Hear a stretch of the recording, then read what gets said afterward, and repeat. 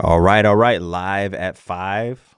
When you come in here, let us know where you're watching from. Do us a favor, hit the like button. We have a few things we're going to be talking about today. Wood frame homes, what you're looking at right now. This is going to be the first topic that we're going to be talking about. So make sure you come in here, hit the like button. Let us know where you're watching from. 3 places, Corey. I'll let you go first. Be my Oh, I guest. get to go first there. Yeah, Okay. be my guest. Okay. All right. We're gonna say Boston, Massachusetts. I think we're gonna get someone up north today. We'll go with our international today. I'm gonna say Barcelona, Spain, and then I'll stick with one in Florida. And we'll go ahead and say Jacksonville, Florida. Jacksonville. When you say Jacksonville, you got to say Jacksonville. You got to say it with the. Duval. I'm going to go Bimini. Okay. I'm going to go Hialeah, Florida. It's down in Okay. Miami. And then I'm going to, you have to have like you got to either have like a Northeast or a Midwest. What are you Yeah. feeling? Give me one, Northeast or Midwest, and I'll tell you. Go with the Midwest. Damn. Let's I go got the Chicago, Northeast. Illinois. All right. Okay. All right. That's good. Let That's us good. know where you are watching from when you guys pour in here. Hit the like button for us if you could. A question that I have, well, actually, I'm gonna wait for some people to pour in before we do that. Now, something that I do have for everybody, make sure you go to morefla.com, check out our blogs right here. If you are somebody that likes our community breakdowns, we are dropping a lot of our community breakdowns right here. Corey, you need to check this one out too right here. So Seaflower in Bradenton, Florida, we did a breakdown on this one. Okay. And has to be the closest new construction community to the intercoastal. You have to watch Wow. this video right here. So they Yeah. have Pulte's in there. We did a breakdown on, what was the builder that we did this breakdown on? Let's see here. There's David Weekley. I don't know how I don't remember that. It's one of my favorite right there. Either way, go check this one out. Look at this shot. Look at this shot from the thumbnail here. Let me go back.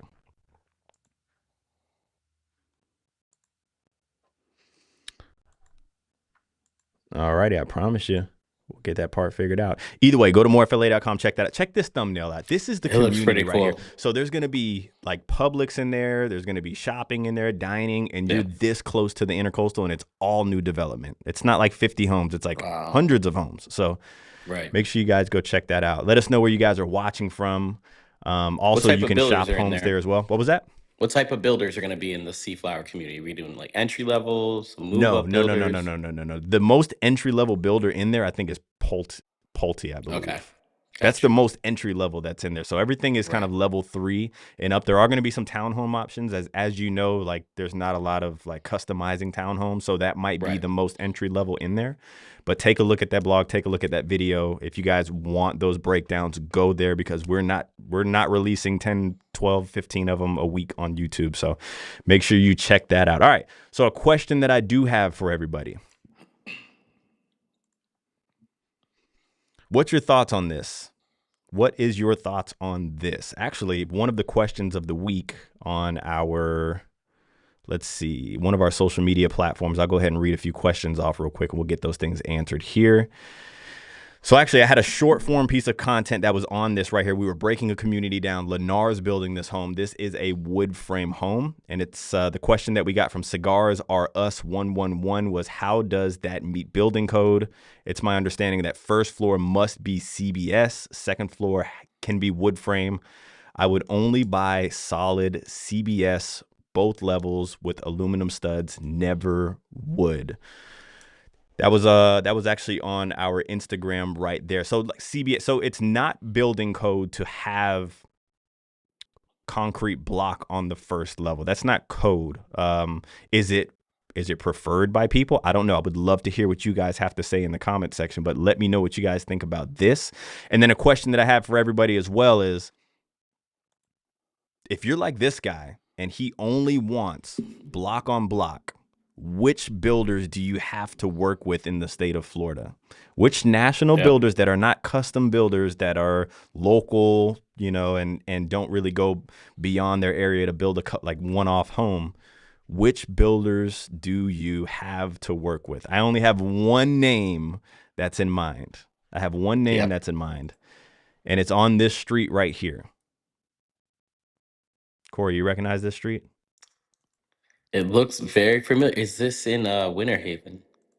It's in Eagle Lake, but they build, this is Okay. America's #1 builder. So if you are somebody Yep. that wants block on block, no wood frame up top, and you want a national builder that's not a custom builder that's going to tear down a home and build it in a local kind of custom builder, D.R. Horton is the builder that you're going to be wanting to work with. Other than that, mostly all national builders that are in Florida are going to build a block on the first story and wood Right. frame on the second story. And in Central Florida now, you have this right here.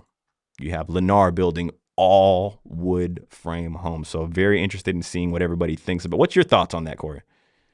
I wonder what the reason is that they're moving to these all frame homes in an area where they're still building homes that have block on the first level. So I'm interested what the purpose is for the builder to make that decision.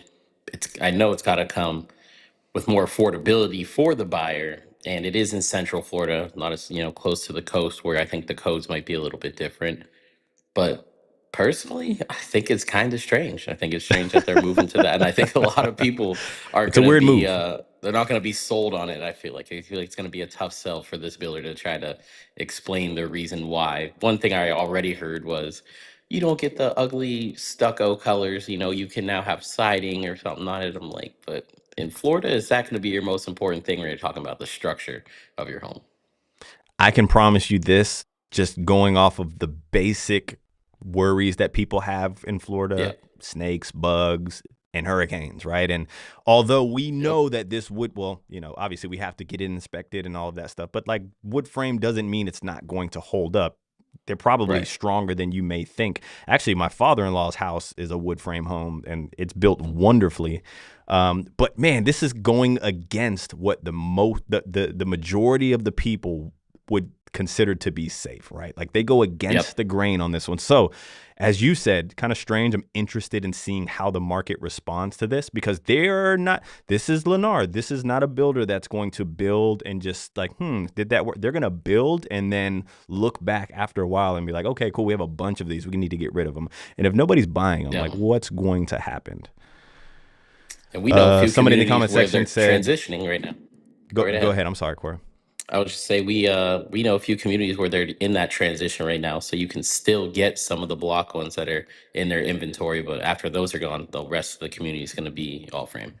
Somebody says just passed that house a few days ago and was shocked. So hey, look, I'm interested in Yep. seeing. Once again, everything has a price point on it, so they may be asking a price that they think is right in their head, but if people do not press into that product there, then it's going to have to go on sale for, whatever somebody's going to buy it at.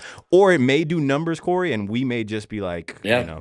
we may not be the guys Exactly. that know what's going on around here. We don't know that. Think. Okay. With that being said, real quick, before we start talking about the main topic of today, which is the process of building a home, in particularly the level 3 process. So finding a lot, structural options, design studio. I want to show you guys what it would look like when you go to More FLA and you go to Home Shop. It's very simple. You type an area in. Let's do a 4-bedroom, 2+ bathroom. Let's go 3+ bathroom, right? Let's apply that filter there. And then here goes your spread of homes right here. And every once in a while, you'll run across a really, really good deal. Groveland, Mattamy Homes in Rainwood. There you go. There's a good deal on that. But you can shop many different ways. You can go to photos, so you can take a look at the photos of the home. You can go to map, so on and so forth. Hello from Frankfurt, Germany is with you. Frankfurt. Thank you for stopping in here. All right. With that being said, actually, I had one more question that we got on our Instagram, Corey. This is going to be a good one for you. Somebody asked, because they actually watched one of our videos, who is the top level 3 builder? Ooh, what a tough question. What a tough question. There's not going to be a right answer to this one. Do you have one? I have a couple in mind that I would say. One of them you're going to put on the screen right here. But it does come at a premium. So, you're paying, I would say, probably 20 to 40% more in their design studio as you would with maybe some of the national builders. So we're talking about a local builder, but I think what sets them apart is the fact that they're local, they're customer service driven, they're very responsive to the market, even going through this construction process with one of our clients, I was able to meet with the construction manager several times over the 8, 9 months that the home was being built, where was able to talk to me a little bit about the soil, dirt, sand mixture that they use that kind of sets them apart from the other builders. The process of putting on a tile roof versus the architectural shingles, how that affects the home in the settling process, considering that it is substantially more weight than putting on the shingles and the roof, and really getting to learn how they build these homes and why what they do in their process sets them apart. So going through that experience, So are we crowning I've them? kind of leaned into. I think I've You're been leaning crowning more them? Are into you it. going to say that they're in I that might top crown them. tier? I might crown them. But look, I go to all of these builders walks. It's always educational for me to get in there with the construction managers and ask the questions why, and ask about the materials, ask about the timing of it. So I think they do a great job, but at the same time, a lot of our clients look at this builder and they can find something very comparable with one of the other semi-custom builders. And a lot of the time it's going to come at a more affordable cost. Like you said, it's not just the floor plan and the lot. You got to make structural changes and then go to design studio. And what even this weekend, working with one of our clients with a semi-custom builder, we were able to learn that, hey, the builder they were working with was including things in their design that many of the other builders don't. That's including 8-foot doors throughout the home. That's usually a structural upgrade you're paying $5,000 to $10,000 for.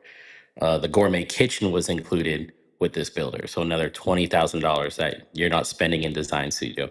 The rough-ins for the outdoor kitchen, the gas line, the plumbing included with the builder. So I think it really depends on everybody's personal situation, your personal taste, and then what you're trying to achieve when you're buying. And that's when we can really come to play to hone in on the exact builder, the exact home community, and then kind of guide our clients through that design process to make sure you're not, hey, spending more than you need to. You don't want to over shoot the price on your home, because then you can run into some appraisal issues when you close, depending on when you purchase in the community, what the other floor plans around you that are similar or comparable are selling for. So there's a lot of choices that you make when you do build a home, from choosing the lot and buying the dirt all the way to completion. But you got to have some representation and someone that knows the process and is working every weekend in these communities with multiple different builders to have the knowledge and have gained the experience to guide you in the best direction.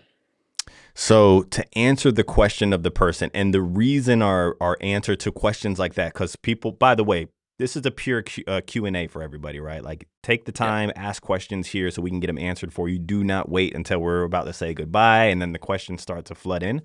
But to answer the question, who is the best level 3 builder? This is why we have to re-answer these questions again, because the builder Yeah. that Corey's talking about doesn't even build in the Orlando area, right? They build, Yeah. I'm assuming that, yeah, so they build in the Tampa area. And so, like, if that question was from somebody that's in the Orlando area, it doesn't really help them.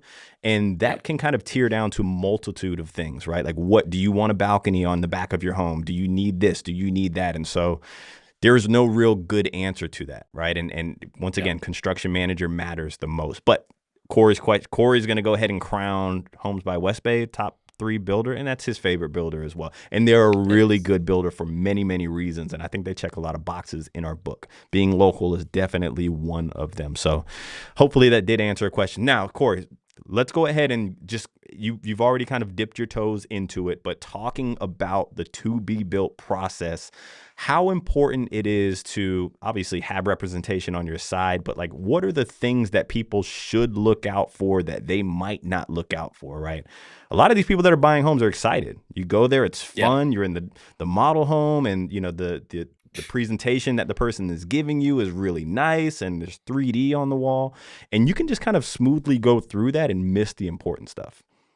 That's it. And if you walk into these models, they do have some really good sales reps. They are very knowledgeable, and they understand also how to take advantage of that excitement and how to take advantage of the emotions of you're ready to do it. You found something you like, you love the community. And like we always say, they will tell you everything great about their homes, about their community, and they will omit the questions you do not ask or you do not think to ask throughout the process. I think it's funny when we go into a community and they have highly rated school district, they lead right away with, damn, this community has number 1 A rated schools. And you go into a community where they don't have A rated schools, but they're going to talk, we're blocking block They're not construction. You know, talking they're about throwing, schools yet. they're not talking about schools. They're only talking about the good things, the location, whatever it may be. So you're going to get a lot of fluff through the situation. Maybe schools weren't even important. You know, you don't have kids in school. You're not worried about the school district, but you're going to get their A game for what is best about their product. But asking those important questions that might be omitted through the presentation is where we can really guide our people in the best direction. And I think it does start with first finding the right floor plan that fits your personal needs, has a good flow. Uh, the bedroom, bathroom count makes sense, something that will also resell in the future. You know, we like to make sure that it not only works for you, but can work for other people for the longevity of your home and your exit strategy. But then we usually spend a good amount of time looking at lots, walking the lots, walking the whole perimeter, walking down to the pond and to the water to see what the elevation is, check if there's drainage, see what's around the home site, what's on the other side of the pond. Is it trees? Are they going to build there? Is there going to be any commercial there coming in the future? Things that could impede your lifestyle while you live in the house, and then, like we said, maybe hurt the value of your home. So and spending a good and amount of for time on the the lots.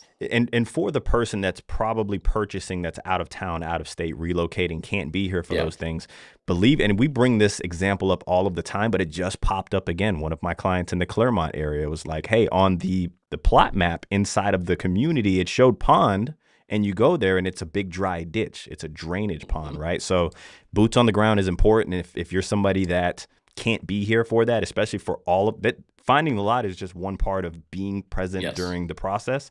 This is what we do for you. These are the types of videos that we do for our clients to make. We don't represent one builder, all of them here, but I think that's very important for sure.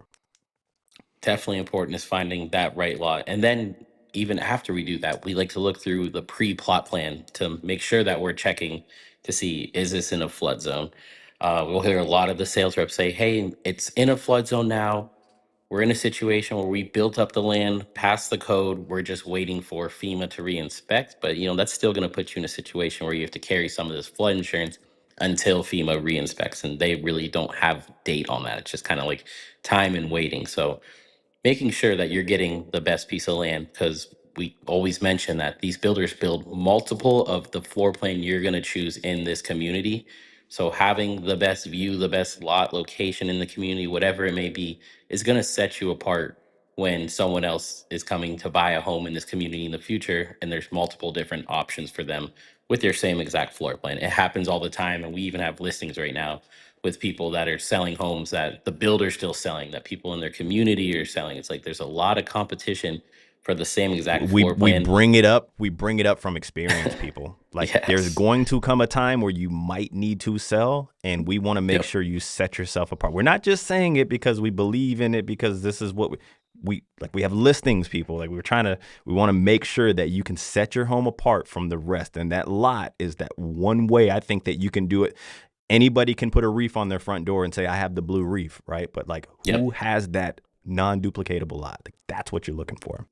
And that's what we're able to find here in the video that you're seeing on the screen with one of our clients that was looking to build his home. We were able to locate one that was in the backside of the community. It's on a cul-de-sac, or its own little street kind of turn over there. It is sitting on a pie-shaped lot, so you can see that you get more space in between your neighbors, which was beneficial for him because in that case, we were able to move his AC units to the side of the home because he does have plans to build a pool in the future. If you don't have the setback between the homes, then the AC typically will go on the back side of the home. So knowing his future plans, what he's looking for, trying to find the distance, getting that plot plan sent to pool companies to make sure that we can fit a pool on this lot, and then having to work with the construction manager to get the AC pads moved to the side of the home.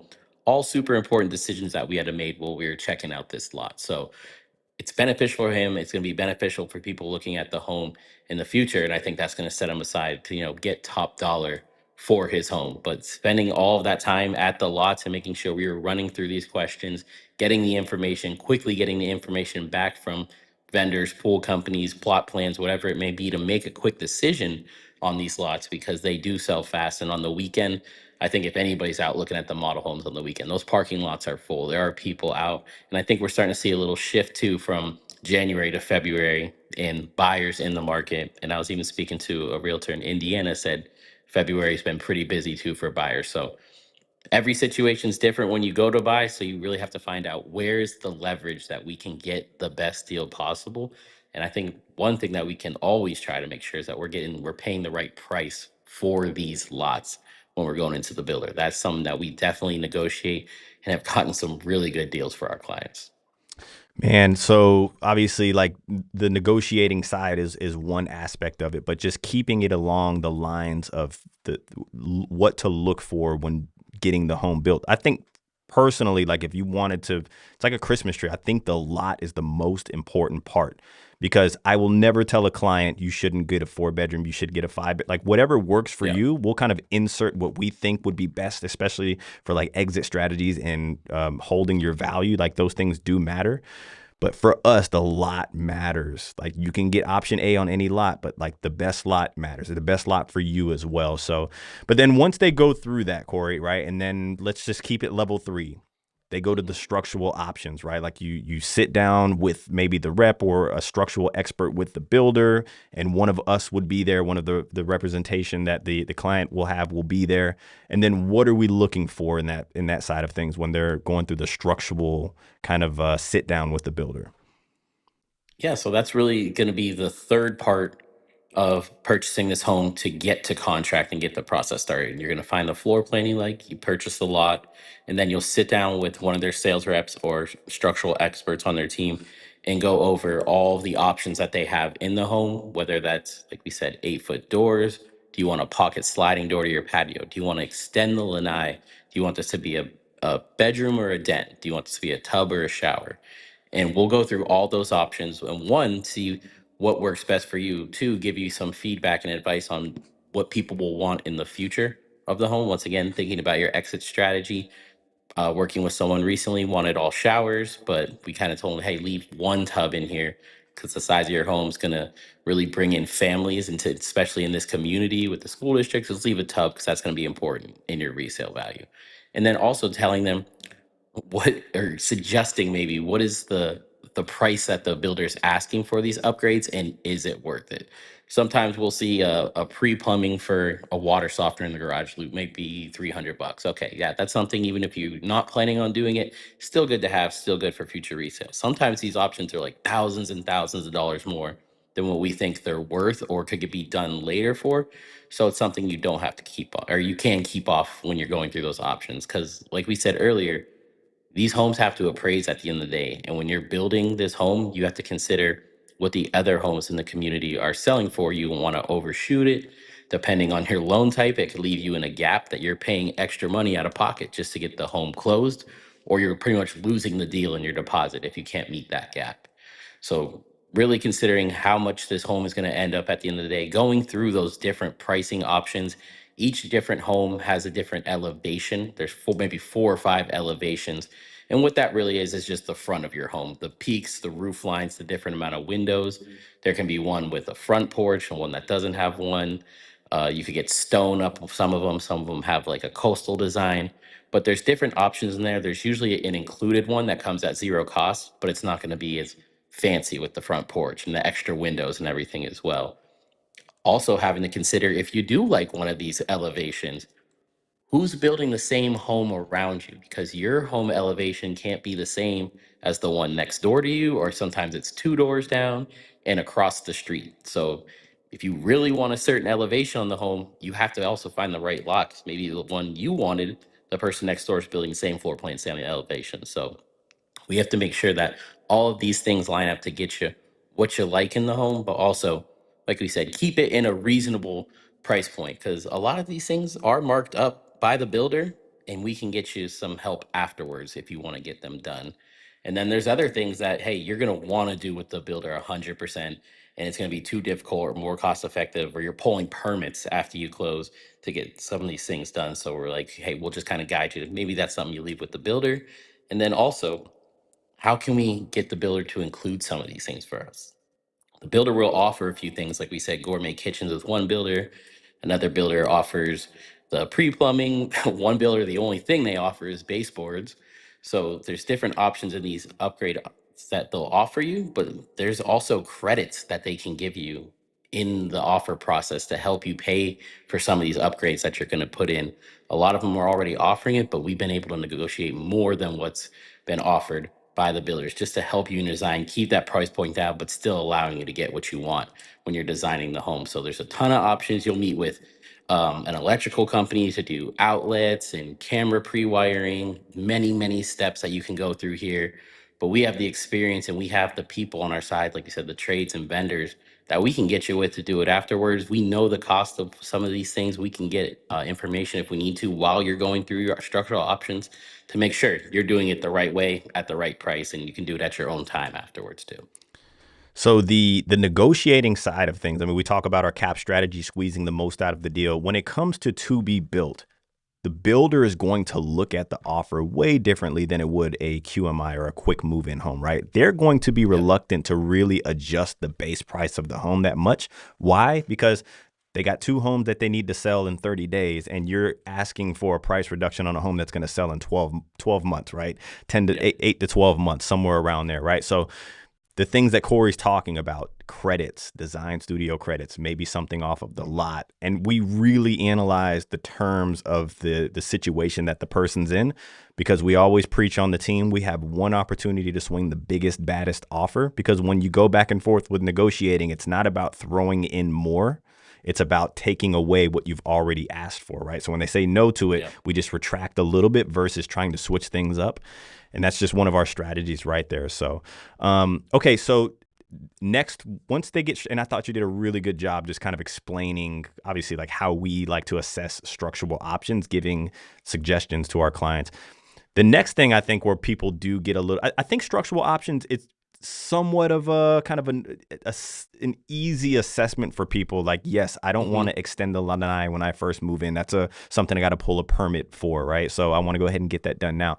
But design studio, especially some of these bigger design studios, right? When you start to select finishes, tile, cabinetry, countertops, baseboards, I mean, you can run up a bill at the design studio, yeah? Yep.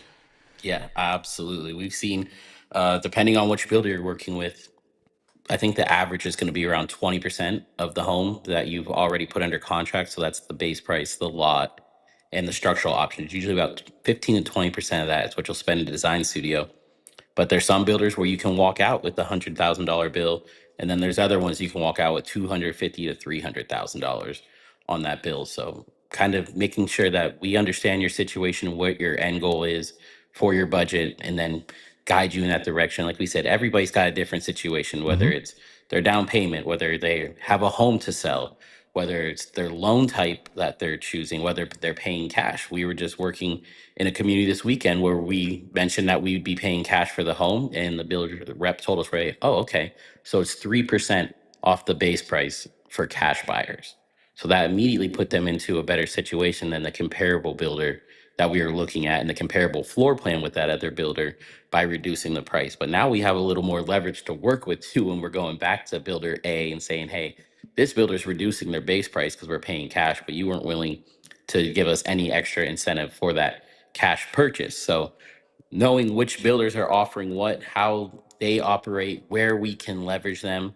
And then, like I said, at the end of the day, we're going to take you to the best option for you because we don't have any attachments or ties to any of the builders.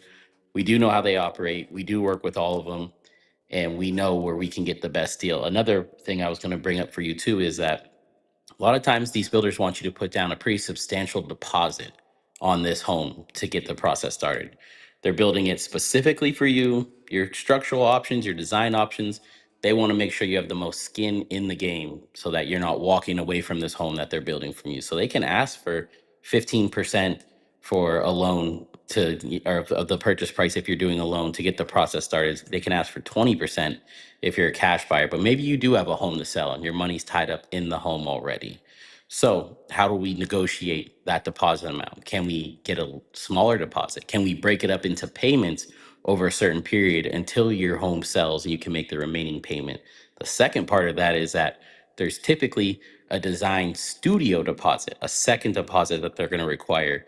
And that could be anywhere from 20 to 30% of your design option. So if you're spending 100, you got to drop another $20,000 right after that design studio appointment, or at the design studio appointment at the end they're going to ask you for that deposit as well. So knowing about these deposits, knowing how to break them up or how to make sure that we're negotiating the whatever works for your situation. At the end of the day, all these deposits are going towards your down payment.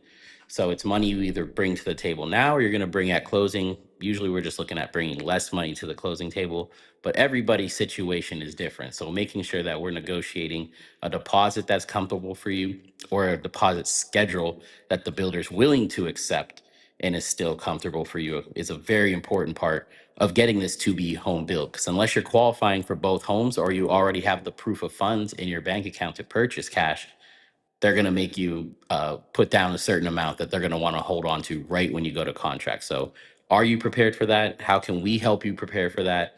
And then, how can we help you with whatever your situation may be get to that final deposit amount that they're going to want in the next couple months?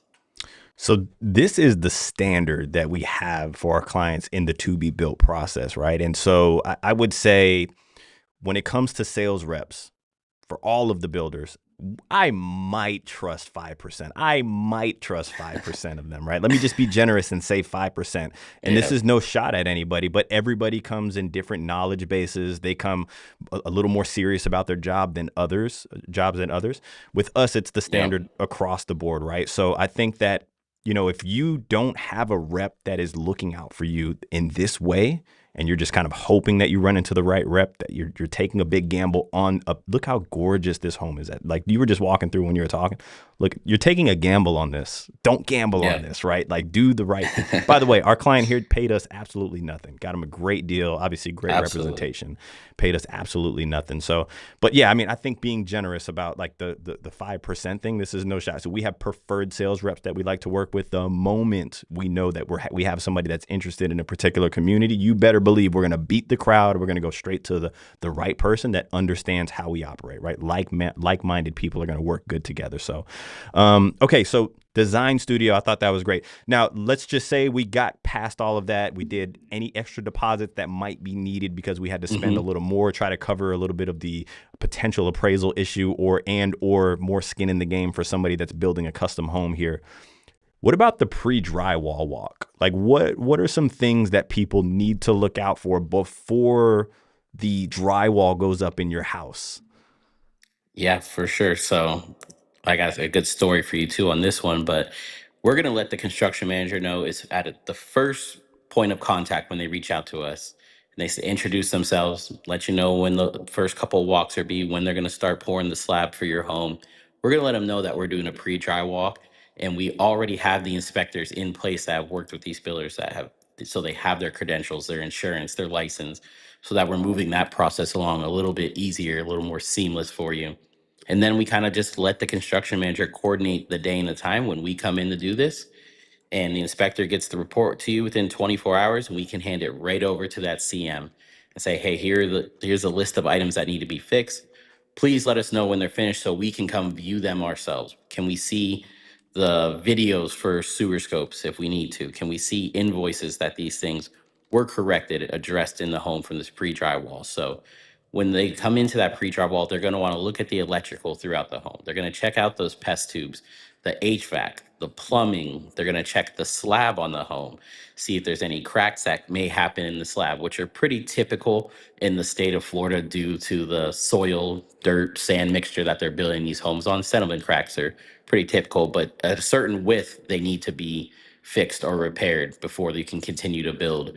But knowing what's behind those walls and if there's any issues before that insulation and drywall goes up is huge. Because once that's up and you haven't checked these items and went through your checklist or had at least our professional third party inspector go through the checklist, the items to make sure everything's good, we're not going to know about it. And there will be issues that will pop up down the road that you might be paying thousands of dollars for, or it could potentially damage other items in your house. We were just 2 days from closing right before Christmas, and we had a client, a pipe burst in the kitchen and ruined all the cabinets, and they're ready to get their family in a week before Christmas. And so it's like, what do you do now? Are you running into the end of a lease? Are you moving? Have you already moved from another state, took your kids out of school, brought everything here, and now we're delayed 2 months for your closing? So things do happen in the process, but having our inspectors in there to make sure that we're getting things like you can see on the screen, just the foam that's sealed around these wires. Is it completely sealed? If it's not, it's like we just have them go back in there and fill up those holes. It's not too difficult to do. But once again, the builder is employing different trades to come in and do this work. And if they're moving faster, they don't think it's a big issue. They're foaming it, but not 95% of it's foam, not the whole 100%. We can get those things fixed for you to just give you the peace of mind that everything was done correctly and to the best of the ability for the builder. So definitely having these pre-drywall walks is something that we're going to look out for you for. Make sure you're with the right companies, you're getting in at the right time, something that won't be delayed because we're scrambling last minute to do.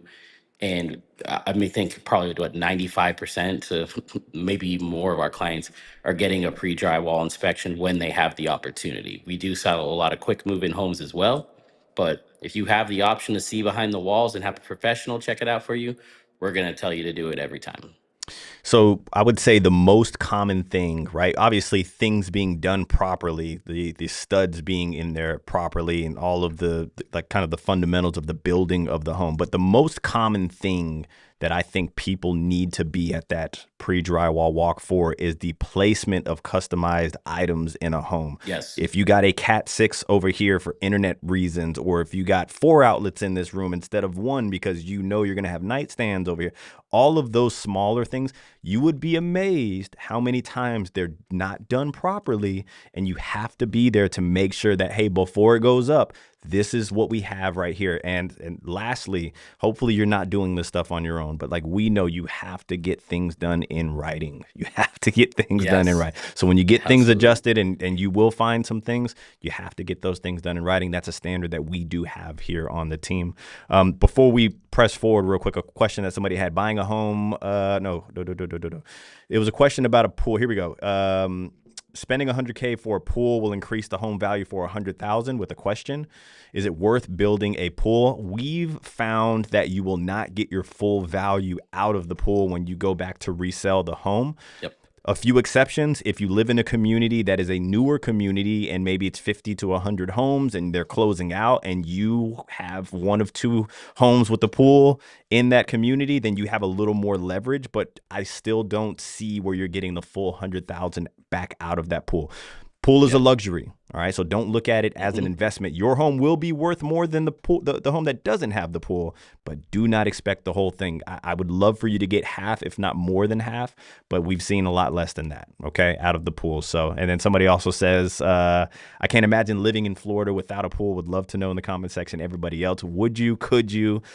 Be Yeah. surprised at how many people say they're going to get a pool and then they get here and they're just like, I'll do it next year. And you know, it never does happen there. Yeah. But with the pools, Corey, just, I mean, you brought up a good point earlier as we're going to press forward here about making sure the pool can fit on your lot that you have Yeah. before you even select that lot. How many reps, and I'm talking about the 95% of them that I just do not trust, will say, sure, you Yep. can get a pool. Let's walk back there Yep. and take a look. What are some things that can pop up on a plot plan that can impede you having maybe not just a pool, but maybe the pool of the size that you might want? Yeah, well, first of all, I think just something super simple is that you might walk out to the back of the home and it looks like there's a bunch of land and you're like, oh, there's plenty of room for a pool. But where does the actual property line stop?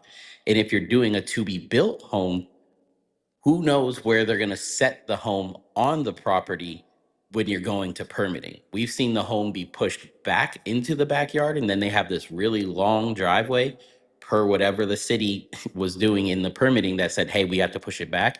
We've seen them pull it to the front and then you get a bigger backyard, but it's like you can barely fit one car in the driveway. So two different things that you might have to think about when you're doing a to be built home. Is there space?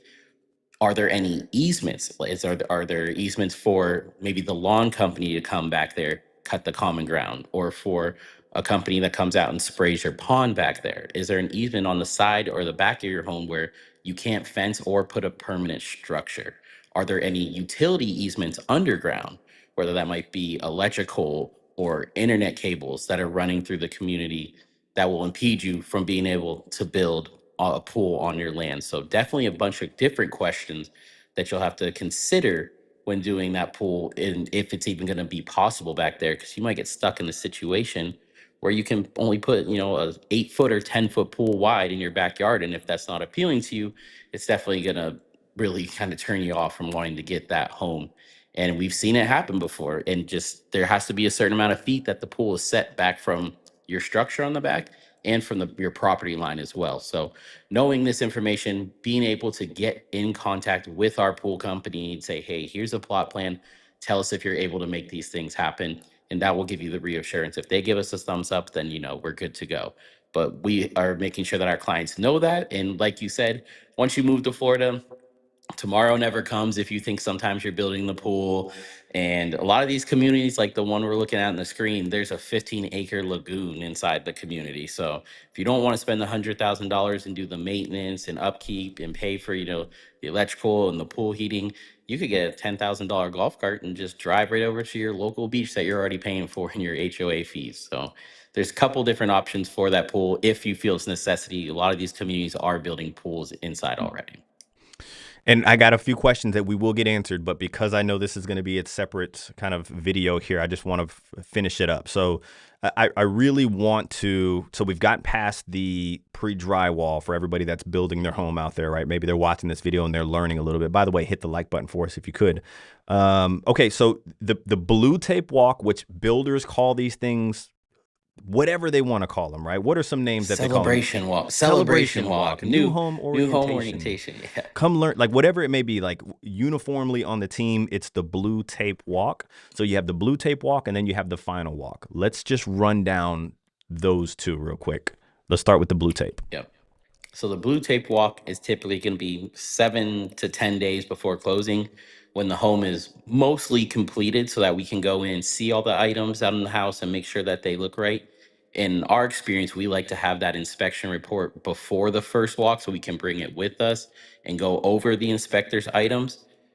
There's a couple builders that make you do your inspection on the same day as your blue tape walk, so you don't have the ability to have the report in hand. They're kind of pushing past it right there. It's saying, hey, we'll get it tomorrow and then we'll look at the items. But it's a super important walk. We like to attend every one that we can. You're going to learn about your home. You're going to learn about the mechanics, where all the outlets and which switches turn on which lights, and how to maintain your plumbing, electrical, where the water main shutoff is. But it is your opportunity to note items in the home and use that blue tape to say, touch up the paint, or this faucet wasn't working, or the hot water wasn't working in there. And we have a checklist of items. I'll be sending one to a client that's going to be in Homestead and buying a home. He'll be going by himself tomorrow. But I'm going to give him the checklist of what he can do to go through, which same thing I would do. We already got him with the inspector, but now I'm going to give him the list of things. This is what you need to do step by step. Open up every window, lock the doors, make sure they all shut. Check for gaps on the front door to make sure it's sealed correctly. Check the garage door, run all the water, flush all the toilets. Like, give him a list of what we would do on that walk so he knows what to look out for on that first walk. And I think that's very important, because you only get, just like you said with the offer, you only get one chance to do this walk. On your final walk, you're going to go back and see if all the things were corrected. But the final walk is only to show you the list that you made from the first walk, if those items are repaired. If you find something on the final walk, that's not what they'll tell you. It's not what it's for. Like, you can put it into warranty and then they'll get to it whenever they get to your email and have So someone come how evaluate it. crucial is the blue tape walk, right? The new home orientation, It's the your one celebration walk, chance. whatever it is, right? The first walk before the final walk, which we like to Mm-hmm. call the blue tape walk. Extremely important, people. Like, for those of you who are nitpicky about things, bring that energy. Like, bring that to the walk. Like, that is the time. Don't be And we've afraid been to in there so nitpick. Yeah. long before, like, bro, like, where the CM was like, whatever you guys want, I will do. But just like, it's 5 hours, just get it done. Just tell Yeah, me what I yeah, need to do. So bring we that we energy, tell and our then the clients, final don't be walk should be a afraid. breeze. Yeah, really, don't be afraid to. If you don't like the way it looks, let's ask them to fix it. If it can look better, let's get it done. I don't Yeah. want you to have to live with something if you think, hey, that could be improved. The construction managers are motivated to help us. They want to make sure that when you close the home, you're gonna get a little survey, and it's gonna ask you, how is your sales rep, how is your lender, how is your construction manager. They want to get the highest score possible, because that report goes right up to the presidents of the company. So they want to make sure that they're taking care of you. Do not be afraid to ask if something can be improved, and we'll make, like you said, make sure we're staying in there as long as we need to make sure that everything has been checked out. And we've even had CMs try to rush us through it, right? I got another appointment to go to. It's like, I guess you're gonna be late because we're gonna make sure that we're taking our time looking at all the walls, checking all the doors, everything that we absolutely need to, because it is your one and only shot to get these items fixed. And then when you go back to the final walk, it's usually pretty simple. The home should be 100% complete. It's either the day of closing or the day before. So everything should be perfect in the home. You're just checking that list to make sure everything you went over from the first walk has been corrected, and then after that you go close your home and everything should be perfect for you. But having that inspector in place for the final walk is important.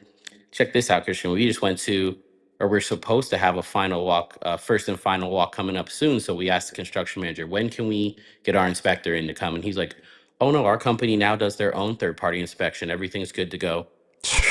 You're don't worry about it. And I was like, whoa, whoa, whoa, whoa. I don't, that's great that you're doing your own third party inspection. Sure. It really is. But we still want to do ours. And since you already had it done, can we see the report? Like, how are we knowing that? Like, but I guess this company now employs their own third party inspector at the end and just tells you everything's good. Don't even worry about it. We Isn't already that did it. crazy? Isn't that I crazy? kind of shocked me. I was Hey, like, we that's had we great. I'm we glad had you did one it. we had But somebody in our company look at other builders, and we're the right one for you. We had somebody else go and do all that stuff for you, right? We had somebody that works for us inspect your home for you. No, no, I like yes, my inspector to have a chip on his shoulder, right? The yeah. guy that puts the cigarette down before he walks in there, and he's like, "All right, let's get to like that." I He's want got somebody no that's gonna get in there affiliation. and figure it out, you know? Yes, yes. His job is to be nitpicky. And sometimes our construction managers will be like, your inspector was really picky. And it's like, that's okay. That's exactly what we hope he does. If there's the tiniest little scratch, I want him to note it. I wanted Hmm. to make sure that every little detail, every little inch of every wall was checked out. So it's okay if he's nitpicky. That's what he's paid to do. And he doesn't have an affiliation with any of the builders. But a Bingo. couple of the ones that we work with, they do a ton of new construction. So they know what to look for. One of our inspectors was like, 75% of my sewer scopes have issues on these new construction homes. So he's like, it's a very typical thing. We recommend you always get that sewer scope if possible as well. So having that report, it is crucial on the final home or on the final walk. And this is when everything's completed in the home. So now we can really check out all the items to make sure that everything was done properly. So we're not going to miss our window of opportunity. And if your builder's telling you they did it themselves and everything's good, then you might want to take a second peek at that. Or hey, can I at least see the inspection report? Like, you weren't even going to Red show flag. us or anything. Red Red flag. flag. But Red flag. something to look out for. And like you said, For hey, sure. if you miss your opportunity and the builder says we did it, your time's already over, your walk's at this date, you had 10 days to do it. We've seen that happen. And it's not a good situation for you when you don't get that validation, or it feels like they're trying to brush you off and just get you to the finish line. And here's the thing. Before we wrap up this little small segment, we're going to answer some questions here for everybody that's in the chat. But like, I don't expect our clients to be overly aggressive. Like, I don't like, be who you are. And I know that there are some passive people that are out there, right? And it's not your job to be the aggressor. Like, it's your representation's job. So I can see Yep. how people without representation can just go along with it. Oh, okay, it's been inspected. Thank you very much, right? How does the Hmm. washing machine work? And get me to the closing table, please, right? So I don't know. I just like I don't think it's our people's job, but like if you're the person that's trying to strap it up and do it on your own, I mean, more power to you. But I think that's the kind of mentality you have to come in with, right? And you do need That's what that we're here for, inspector, that right? the one that finds 75% of the sewer scope stuff in, like that's the one we want. Like we Oh, want to yeah. find stuff in there, right? Because it's your You don't want to hopefully have it's your to dream manage home. this. If you're out of state and you're selling a house and packing and moving and getting a new job and getting your kids in new schools, you don't want to have to manage this I also. agree. That's what you have us for. Like I said, we're doing it for free of charge to our clients to be able to go Hmm. through this 8 to 10 month process and guide them all the way along the way as the builders taking care of our fees and commissions throughout the process. So it's almost a no-brainer for people that call us. And I think it brings us, our whole team, a lot of joy when we're able to make sure that our families are happy when they're closing on these homes. All right, so the only good pool choice in Florida is like owning a boat. The best answer is have a friend who owns a pool or boat. Seriously, find a community with a pool, and you will be happier. That's a really good strategy, right? If you can have a neighbor or a friend that has a pool, or you have a community with it, like Community pool, yeah. it's almost like the kid thing, right? Like some people that don't have kids, they're like, I just go, hang out with my nephew real quick, and then I don't have to deal with them, Yeah. all the Yeah, other that's stuff that me. comes along I'm the with it. super uncle. It's very easy. And when you're done, you just give it right back. You don't got to pay for everything. All right, so let me work on these. But they always pop up so randomly here. All right, so question you mentioned lifestyle is a large component when determining the community. Do you recommend renting in an area for a few months, or would a week vacation be long enough to figure it out? This is a really, really good question. I actually Yep. spoke to somebody today that decided to rent. I would say if you're torn between multiple places that are not close to each other, I would say spend about a month in each of them, right? If they are like Tampa and Orlando, I would do a month and a month.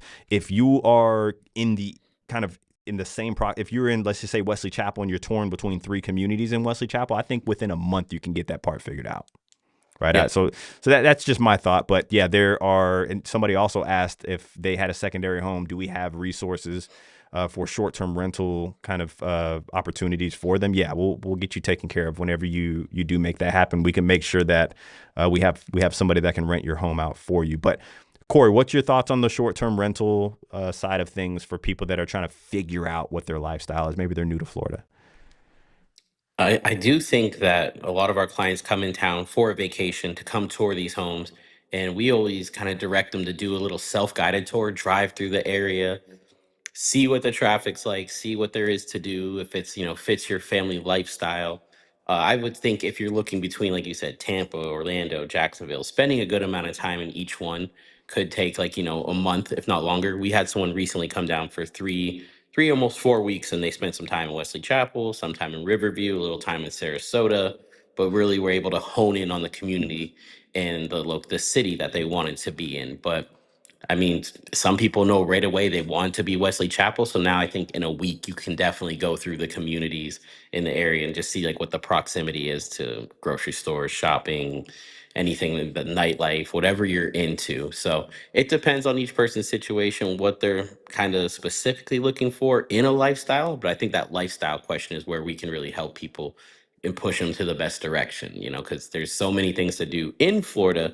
A lot of times our people are doing these to be built homes and then they're selling their home before, so they are looking for those short-term rental properties that, I guess it would be in this case a long-term Airbnb or something where they can be local, for the next couple months or in the interim. And we've helped people look for those properties too. Or even if you're doing your own research, I'm like, hey, send it over to me and I'll let you know what I think about maybe the area, the neighborhood and location, to make Right. sure that we can get you in the best direction with that too. But you got to spend some time in Florida, and we can tell you what these areas are like, and we can say that we like something, but everyone's got a different view and opinion. So I think a little bit of that self-guided tour where you get to drive around with your family, have that Way more conversation important in than the car, following a freaking way car to more important than community to me saying, community. "Hey, this place is great. So let's Yeah. go over here and check it out." We'll give you some options, and then you make the decision. And once you know where you want to be, then we can really hone in on the community builder floor plan for you.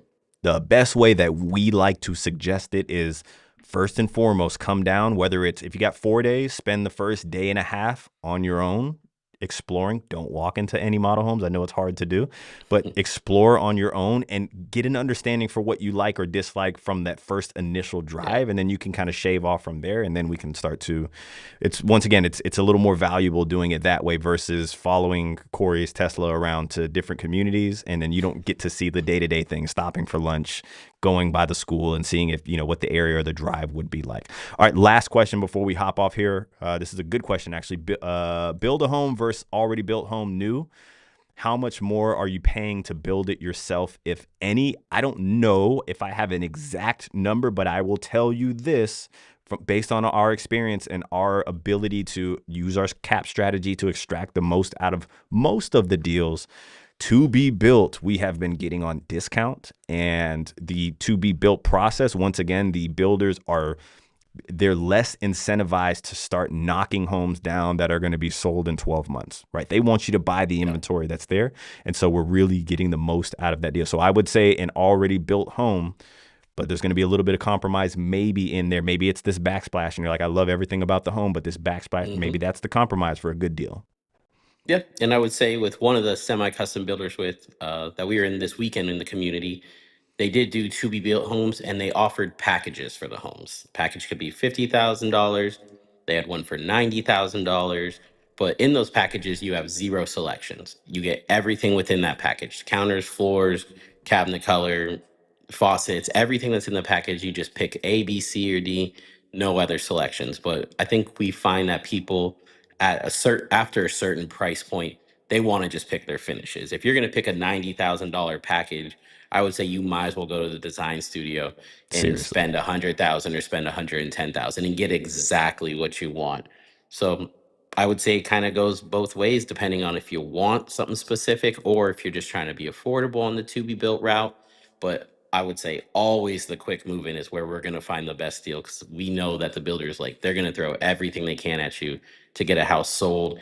We've seen some sitting around for 2, 3 months from the builder, and they are very, very motivated to sell that home. When you're picking your lot, your floor plan, you're choosing how you want the structure to look inside, and then designing the home, they're just less incentivized to give you a really good deal. However, we've been striking some gold lately Sure. with those to be built homes. We've been getting some really good deals for our clients, but that's how from using our cap strategy and knowing how to present an offer that will be accepted by the builder.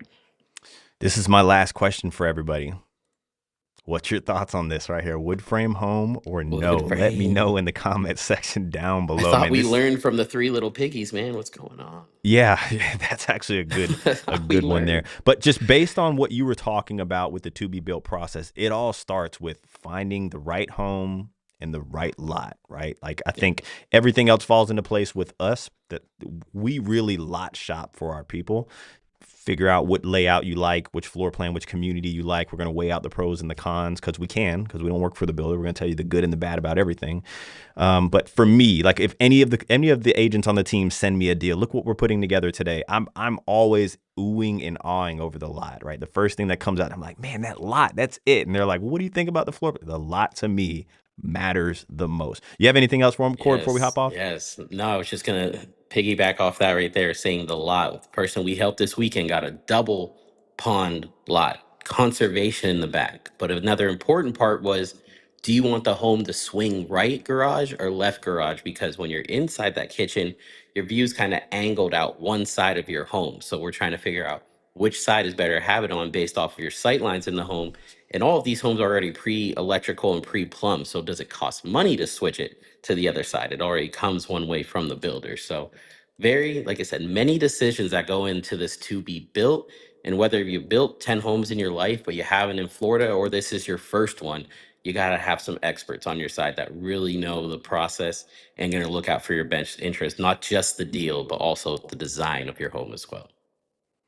There you have it, everybody. Okay, I have to get it's 6 o'clock. All right, 6 o'clock Got to put the Eastern. I kids to love bed. you all. Yeah, I got to get home to the kids. I love you all. Make sure you hit the like button for us. By the way, best way to shop for homes, you go to morefla.com. Take a look at this one right here. Okay, so I got let's to check that go. out. Check out Seaflower if you could. This is where most of our community breakdowns are happening.